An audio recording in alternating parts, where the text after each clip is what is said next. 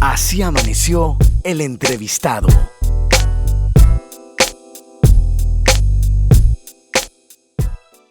El invitado es internacional, está en la línea, pero antes de conversar con él y darle la bienvenida, tomarlo como motivo de inspiración además para este Día Mundial del lunes triste que se le ocurrió a alguien inventar, Arturo Pérez resume así su historia. El 13 de octubre de 1972 no llegué a jugar el partido de rugby por el cual viajé, sino que comencé mi lucha por sobrevivir 72 días en la cordillera de los Andes. Los sobrevivientes al choque quedaron atrapados por las montañas nevadas de casi 4.000 metros de altitud, sin comida suficiente, sin agua, sin vestimenta adecuada y soportando temperaturas menores a 30 grados centígrados. Al 10º día se enteraron, y a través de una radio, que la búsqueda del avión había sido suspendida, dándoselos por muertos. Sabiéndose abandonados a la salida de ese lugar, quedaban exclusivamente en sus propios intentos de encontrar un camino al valle. Finalmente, uno de los sobrevivientes lograron cruzar a pie la cadena montañosa de los Andes. Tras caminar 10 días, encontraron un arriero, Sergio Catalán, quien salió en busca de ayuda y regresó con un grupo de rescate luego de 72 días de aquel accidente. Lógicamente, luego cambió para siempre el destino de Harley y todos los involucrados. De las 45 personas que la nave transportaba, 13 fallecieron de inmediato cuando el fuselaje se partió al medio en el punto de la caída. Otros 4 agonizaron por la noche y murieron en la mañana siguiente.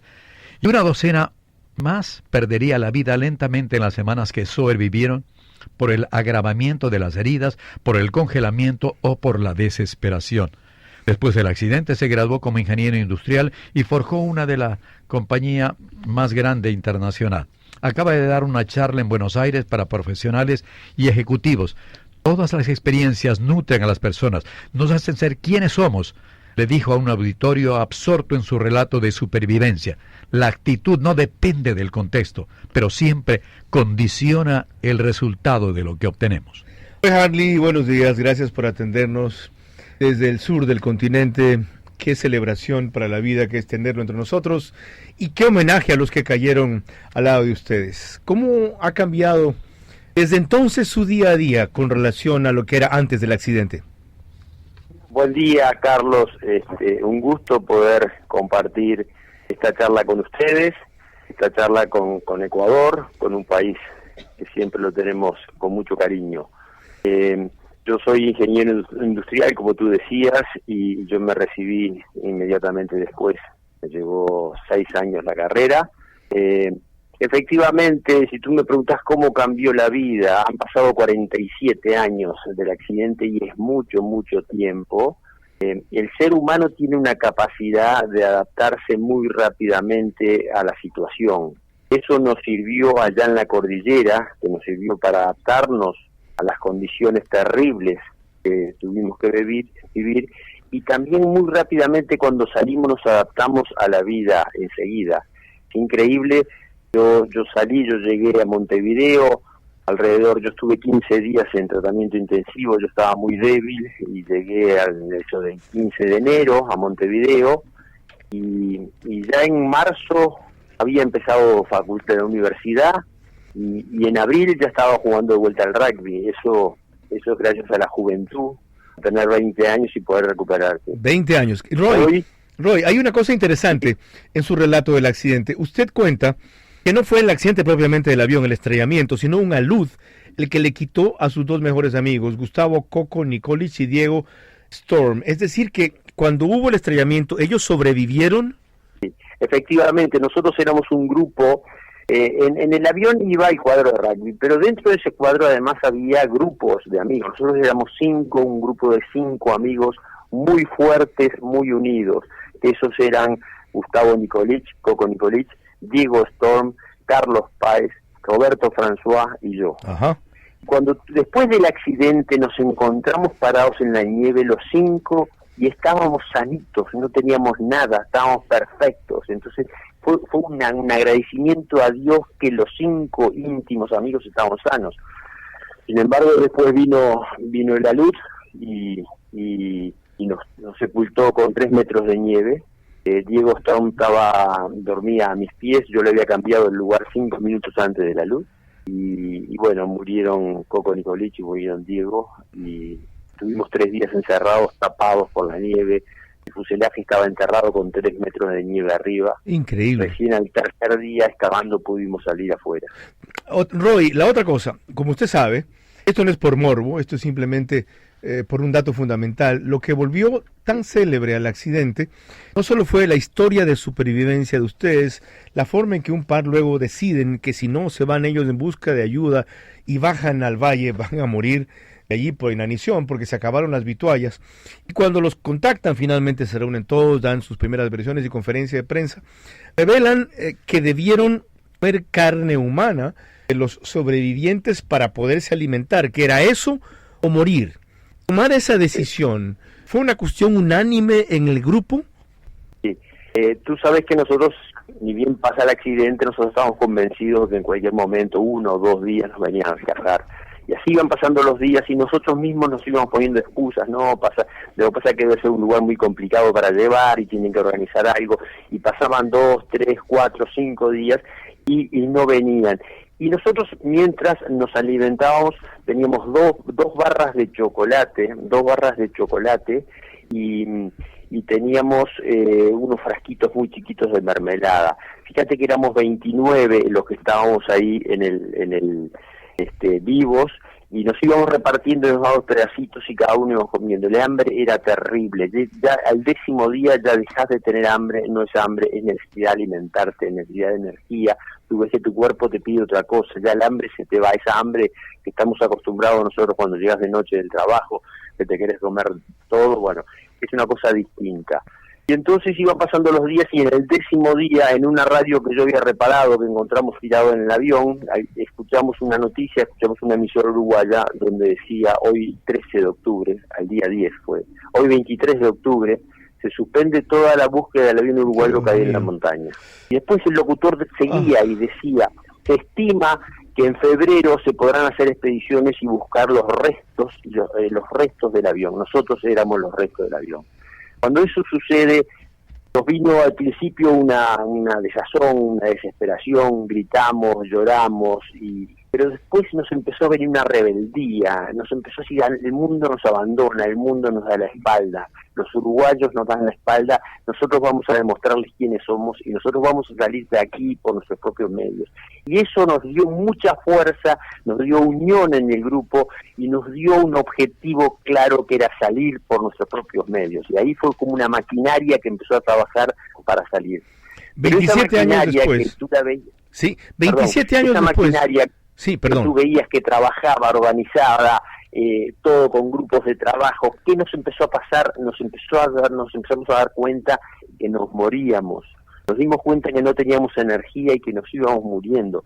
Yo hago un cuento que cuando hacíamos pipí en la nieve, el color era fanta fluorescente. Un médico después me explicó que eso se debe a que el organismo se está consumiendo nuestra masa muscular. Wow. Y era lo que nos estaba pasando, nosotros nos estábamos comiendo a nosotros mismos. Y entonces ahí tuvimos que tomar, no se olviden que nosotros estábamos en un glaciar a 4.000 metros de altura, donde lo único que había era hielo y rocas, no había otra cosa, no había raíces, no había líquenes, no había gusanos, no había nada, había hielo y rocas. Y entonces tuvimos que tomar esa decisión, que fue la decisión más importante que nosotros tomamos en los 72 días. Sin duda. Que fue usar el cuerpo de nuestros amigos. Previamente a eso, nosotros hicimos un pacto de honor, que si cualquiera se moría, el cuerpo nuestro estaba a disposición. Y luego le pedimos a los doctores, le decíamos que eran los chicos estudiantes de medicina, que procedieran a cortar la carne, a sacar la carne, que no era un trabajo nada fácil. Increíble. Hoy, 27 años después, gracias por renovar y compartir el testimonio. 47 años después. Esta historia sigue siendo tan emocionante como inspiradora. 6:38 acá, allá. ¿Qué horas son? Acá son las 8, déjame ver un poquito, son 8:38. Ok. María Clara Triviño lo ha estado siguiendo con atención, ella es periodista también y conductora de Espacio, y le quiere hacer unas preguntas adicionales a Roy Harley, sobreviviente de la tragedia de los Andes, o como diablos le quieran llamar, cada uno en su mejor manera, acompañándonos en este lunes mundial de la tristeza, que no tiene nada aquello después de oír semejante, renovada, tan importante revelación? María Clara. Señor Harley, muy buenos días. Me imagino que después de tantos años, cuando ustedes se reúnen, entre ustedes los 16 sobrevivientes, todavía hay cosas que recuerdan cada uno de manera diferente, porque es impresionante cómo la mente a través de los años va tomando esos recuerdos, a veces transformándolos, a veces sacando detalles que la gente no conoce. Todavía hay historias que nosotros no sabemos de aquella experiencia. Sí, tú te imaginas que 72 días es mucho tiempo. Yo te puedo hablar acá, les puedo hablar 3, 4, 10 horas seguidos sin parar y haciéndole cuentos de lo que pasamos y lo que vivimos y lo que sentíamos y lo que hablábamos. Y te voy a contar 1 milímetro de la historia nuestra, porque 72 días conscientes, mirando, esperando, trabajando, en esas condiciones que a veces decíamos, saldremos algún día de acá, podremos salir, y veíamos que nos seguimos consumiendo. Yo salí pesando 38 kilos, pesaba yo cuando salí de la cordillera. ¿Entendés? Entonces, por supuesto que hay miles de historias. Y te voy a hacer otro cuento. Cuando nosotros salimos de la cordillera, al año, a los 2 años, cada vez que nos encontrábamos en una reunión, en algún casamiento de algún amigo, y aparecían 2, 3 sobrevivientes, al final de la noche terminábamos en un rincón, solos los sobrevivientes, hablando y haciendo cuentos de la cordillera. Era como una especie de droga. Ya nuestras novias en aquel momento y nuestras esposas ahora ya nos dejaban solos porque sabían que no podían condenar, y todavía sigue siendo así. Tú sabes que nosotros nos juntamos en la casa de Carlos Páez, y Carlos Páez tiene una casa muy grande, muy linda, vive solo, y cada tanto organiza asados y nos juntamos los sobrevivientes y vamos 8, 10, muy difícil juntar los 16. Ya no somos 16, Javier Metol murió, pero nos juntamos y es increíble cómo lo único que hablamos, no hablamos de política, no hablamos de fútbol, no hablamos de mujeres, hablamos de lo que vivimos en la cordillera. Es increíble, es un tema que no se agota nunca. Señor Harley, ¿y cómo se supera una experiencia de vida tan impactante? Hay muchas personas que recurren a psicólogos incluso por los que llamamos terrores nocturnos. ¿Usted tuvo alguna vez pesadillas, recordaba o recuerda todavía algún detalle específico que lo atormente de aquellos momentos, de aquellos días? No, para nada. Aunque no me creas, sé que hay gente que para nada, nunca hicimos terapia. Yo creo que es la juventud. Si tú me preguntas por qué la juventud, yo soy una persona vivo feliz, tengo una familia divina, tengo 3 hijos, tengo 5 nietos, sigo trabajando, disfrutando de la vida y nunca tuve pesadillas. Sí, tengo miedo a los aviones, eso te digo, y te lo digo francamente, me cuesta volar, cada vez previo a un viaje me causa un resquemor, pero subo a los aviones, vuelo, me tomo un whisky y vuelo tranquilo. Disfruto de la vida. Yo soy un agradecido a la vida y agradecido que me permitió vivir esa historia impresionante, ser parte de esa historia, ¿entendés? Roy, y poder estar vivo para contarla. ¿Cuándo viene al Ecuador para contarla más en extenso? Yo estoy viajando a Ecuador entre el 6 y el 14, voy a estar el 6 o el 6, 7, no, el 8 de febrero yo voy a estar en Ecuador. Si Dios quiere, me encantaría poder juntarnos, vernos. Claro que sí. Y charlar de Roy, ¿viene a Quito o a Guayaquil? ¿A dónde viene? No, voy a estar en Lima, voy a estar en Lima.